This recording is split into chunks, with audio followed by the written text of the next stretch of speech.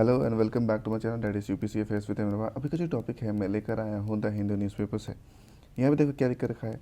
Army ने issue किया है आरएफपी। आरएफपी का मतलब होता है रिक्वेस्ट फॉर प्रपोजल।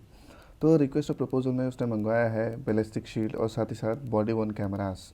तो इसके बारे में हम पढ़ते हैं थोड़ा सा। बॉडी वन कैमरास जो है वो दोनों के दोनों मिलिट्री पुलिस और साथ ही साथ राष्ट्रीय राइफल्स ये यूज़ करेंगे जब भी काउंटर टेररिज्म ऑपरेशन होगा कश्मीर वैली में।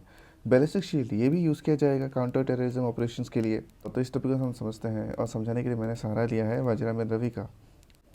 अभी आते टॉपिक पे जो कि लिखा हुआ है बैलिस्टिक शील्ड। इंडियन आर्मी ने इशू किया है 2 रिक्वेस्ट फॉर प्रपोजल यानी कि 2 आरएफपी को इशू किया गया है ताकि 7,000 बॉडी वन कैमरा सिस्टम और साथ ही साथ 1,012 बैलिस्टिक शील्ड को ये प्रोक्योर कर सके अंडर इमरजेंसी प्रोक्योरमेंट। और ये जो होगा ये फास्ट ट्रैक प्रोक्योरमेंट रूट के ज़रिए होगा।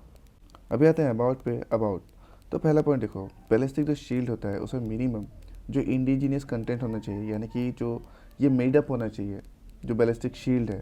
तो इसमें इंडियन कंपनी एटलीस्ट 50% सामान बनाएगा और जो मैन्युफैक्चरर है मतलब जो भी बैलिस्टिक शील्ड को बनाएगा वो 60 मंथ्स का वारंटी देगा बैलिस्टिक शील्ड पे, राइट। और 24 जो मंथ होगा वो देगा हार्नेस के ऊपर। तो यहाँ पे देखो सेकंड पॉइंट यहाँ पे क्या बोल कर रखा है, शील्ड एटलीस्ट 5 साल तक उसको चलना चाहिए।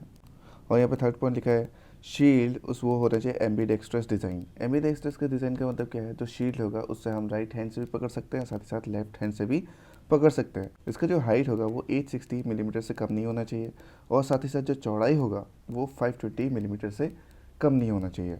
अभी आता है नेक्स्ट पॉइंट पे।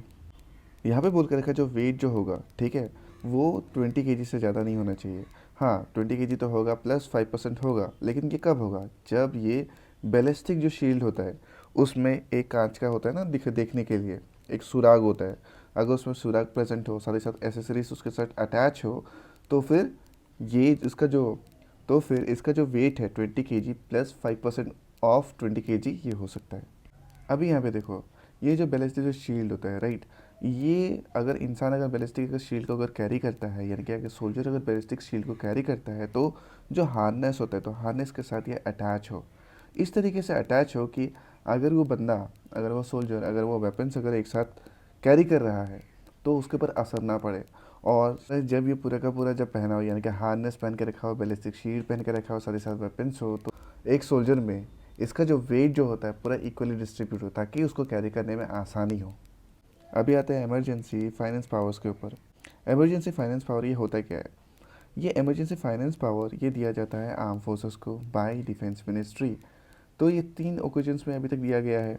तो पहला दिया गया है जब यूरी सर्जिकल स्ट्राइक हुआ था 2016 में, सेकंड बालाकोट एयर स्ट्राइक हुआ था 2019 में और साथ ही साथ 2020 में हुआ था जब चाइना के अगेंस्ट हमारे सोल्जर्स ने लड़ा था लद्दाख में। तो वहाँ पे क्या हुआ था, चाइनीज सोल्जर आने की कोशिश करे थे बट इंडियन सोल्जर ने उसको रोक दिया। तो यहाँ पे इमरजेंसी प्रोक्योरमेंट हुआ। अब देखो यहाँ पे अंडर एफटीपी रूट, अंदर एफटीपी रूट में क्या होता है, जो फोर्सेस होता है वो वेपन सिस्टम को प्रोक्योर करता है यानी कि खरीदता है अंडर 300 करोड़। तो एफटी के रूट में तुम सिर्फ वेपन सिस्टम 300 करोड़ का ही खरीद सकते हो।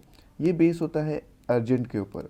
तो अर्जेंट बेस के ऊपर खरीदा जाता है और जिसमें क्लियरेंस नहीं चाहिए होता है यानी कि डॉक्यूमेंटेशन नहीं होता है, जिसकी वजह से जल्दी से जल्दी वेपन सिस्टम खरीद सकते हैं।